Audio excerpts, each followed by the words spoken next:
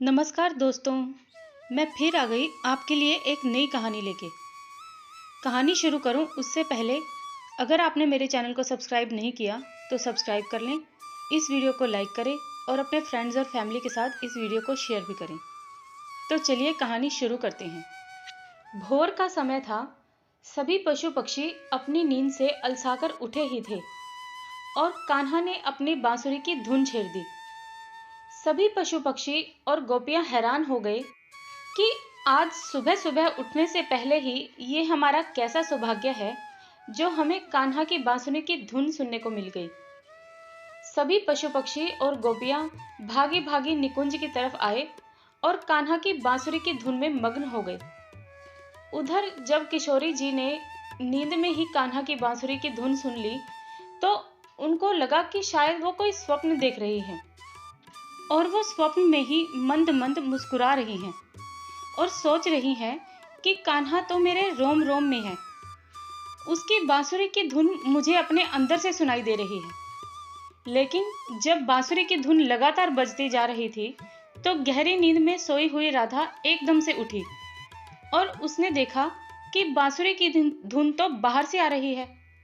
तो एकदम से घबरा गई कि आज सुबह सुबह कान्हा को क्या हो गया जो इतनी प्यारी बांसुरी की धुन छेड़ दिया।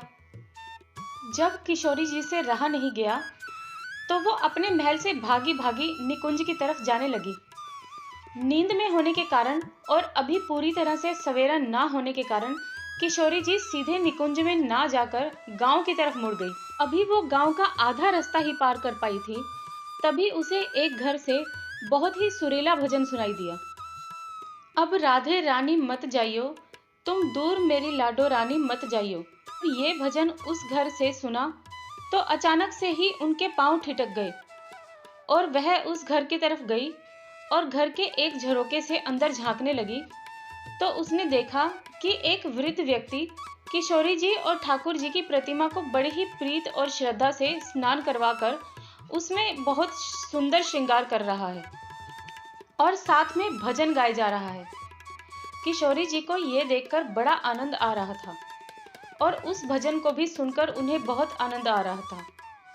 एक तरफ कान्हा की बांसुरी की धुन और दूसरी तरफ इस वृद्ध व्यक्ति का भजन। किशोरी जी दोनों तरफ से मग्न थी। उस व्यक्ति का नाम सुच्चा राम था और वह बड़ी श्रद्धा से किशोरी जी और ठाकुर जी का श्रृंगार कर रहा था।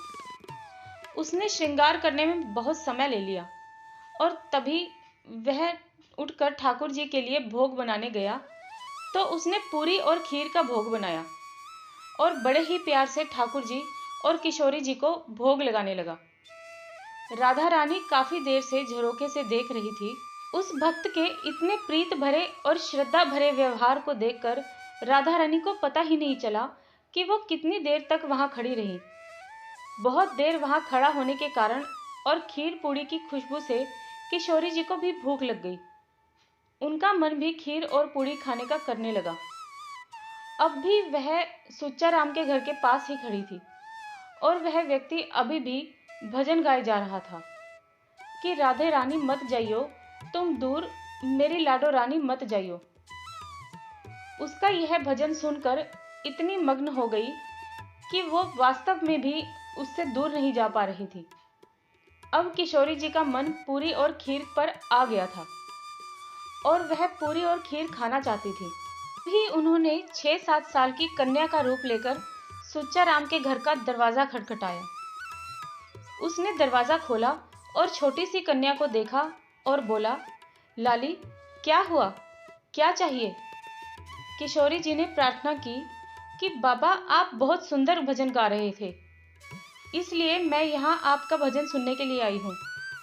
अपने भजन की तारीफ सुनकर सुच्चा राम बहुत प्रसन्न हुआ और कहा, लाली अंदर आ जाओ। ये सुनकर किशोरी जी अंदर चली गई और बाबा से कहा, बाबा आप किसको ना जाने के लिए कह रहे थे? तो बाबा ने कहा, यह तो मैं अपनी लाडो किशोरी जी का भजन गा रहा हूँ कि अगर कभी वो मेरे पास आई तो मैं उसको कहूँगा कि आप मुझे छोड़कर मत जाना। राधा रानी का मन तो अब भी खीर पूड़ी पर था और उन्होंने कहा कि बाबा आप मान लो अगर किशोरी जी यहाँ आ जाए तो आप उसका स्वागत कैसे करोगे? इतना सुनकर बाबा भाव विभोर हो गए और एकदम से राधा रानी को उठाकर अपनी गोद में बिठा लिया और वो अपनी धुन में बोलने लगा कि मैं ऐसे ही जैसे तुमको अपनी गोद में बिठाया है, उसको अपनी गोद में बिठाकर अपने हाथ से बनी खीर पूड़ी खिलाऊंगा। और साथ साथ में वो गोद में बैठी राधा रानी को खीर पूड़ी खिलाने लगे और कहते जा रहे थे कि मैं एक एक कोर उनके मुंह में डालूंगा और उसको निहारता जाऊंगा। और वह वास्तव में गोद में बैठी किशोरी जी को निहार रहा था। तब राधा रानी ने कहा कि राधा रानी की प्रतिमा के साथ जो ये कान्हा जी की प्रतिमा रखी हुई है, केवल राधा रानी को ही खीर पूड़ी खिलाओगे, कान्हा को नहीं खिलाओगे? सुच्चा राम ने कहा, अरे ओ भोली लाली, जिस जगह पर राधा रानी मेरी लाडली जी आ जाए, उस जगह पर तो कान्हा अपने आप दौड़े दौड़े चले आते हैं। और हुआ भी ऐसे ही। उधर जब बहुत समय कान्हा को बांसुरी बजाते हुए हो गए, सब पशु पक्षी और सखियां मंत्रमुग्ध होकर एकटक ठाकुर जी को निहार रही थी। अब ठाकुर जी भी थक चुके थे, लेकिन जब उन्होंने देखा कि मेरी प्रिय राधिका तो आई ही नहीं, तो वे व्याकुल हो उठे और अपनी किशोरी जी को ढूंढने के लिए निकल पड़े। वो भी गांव की तरफ ही निकल पड़े। तभी उनको राधा रानी के खिलखिलाने की आवाज सुनाई दी, तो वे हैरान हो गए, मेरी प्रिय यहाँ क्या कर रही है? जब झरोके से उन्होंने अंदर झांक कर देखा, तो उन्होंने देखा कि सुच्चा राम की गोद में बैठकर राधा रानी बड़े मजे से खीर पूरी खा रही है। अब ठाकुर जी को ध्यान आया कि वो भी सुबह से उठे हुए हैं और उनको भी भूख लगी थी।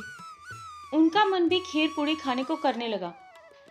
तभी उन्होंने सुच्चा राम का दरवाजा खटखटाया, लेकिन दरवाजा खुला हुआ था। तो सुच्चा राम ने कहा, जो भी है अंदर आ जाओ, क्योंकि राधा रानी उनकी गोद में बैठी हुई थी। तभी कान्हा जी अंदर आ गए और कहा, लाडली तुम यहाँ क्या कर रही हो? तो राधा रानी मंद मंद मुस्कुराकर बोली, बाबा की खीर पूड़ी खा रही हूँ। अरे तुम भी खा लो। राधा रानी ने बाबा को कहा कि बाबा, ये मेरा बहुत ही प्रिय सखा है, हम दोनों सुबह इकट्ठे ही खेलते हैं, क्या आप इसको भी खीर पूड़ी खिलाओगे? बाबा को कोई होश न थी। वो तो यही सोच रहा था कि राधा रानी मेरी गोद में है और मैं उनको खीर पूड़ी खिला रहा हूँ। उसने कान्हा को भी पकड़कर अपनी गोद में बिठा लिया और उसको लगा कि जैसे श्री कृष्ण और राधा जी मेरी गोद में बैठे हैं और वो उनको खीर पूड़ी खिला रहा है।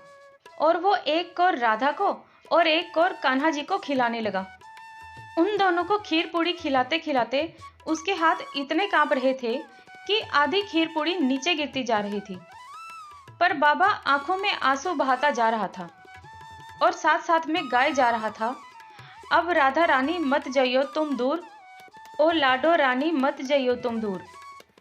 राधा रानी सुच्चा राम से बोली, अरे ओ भोले बाबा, अगर वास्तव में तुम्हारे सामने राधा रानी आ जाए और अगर तुम बार बार उसको यही कहोगे कि दूर मत जाइयो, तो वो इतनी करुणामयी है, वो तो वापस जाएगी ही नहीं। लेकिन बाकी भक्तों का क्या होगा? लाडली के माता पिता का क्या होगा? अगर तुम उसको अपने पास रख लोगे तो उन सबका क्या होगा?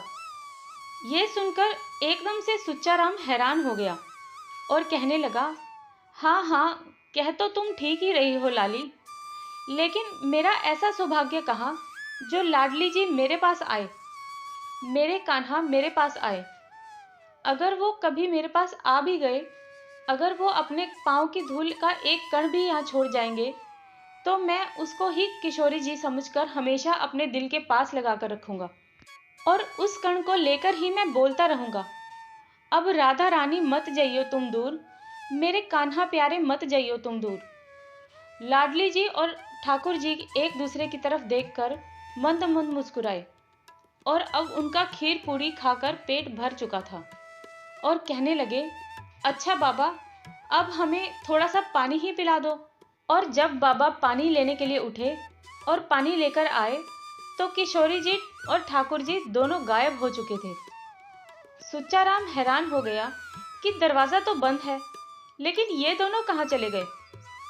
तभी उसका ध्यान जमीन पर बिछी चटाई पर गया और वहां उसने देखा कि किशोरी जी के पांव की पायल का एक घुंघरू और ठाकुर जी की माला का एक मोती वहां पड़ा हुआ था और उसमें से बहुत ही अच्छी सुगंध आ रही थी। सुच्चा राम एकदम से स्तब्ध हो गया और उसको जैसे अंदर से एक अंदेशा हो गया कि कहीं ये ठाकुर जी और किशोरी जी तो नहीं थे जो मेरी गोद में बैठकर खीर पूड़ी खा गए और निशानी के तौर पर अपनी पायल का घुंघरू और गले की माला का मोती छोड़ गए। वो तो एकदम से जैसे पागल सा हो गया। वो उस जगह को चूमने और चाटने लगा जहां पर किशोरी जी और ठाकुर जी उसकी गोद में बैठे थे।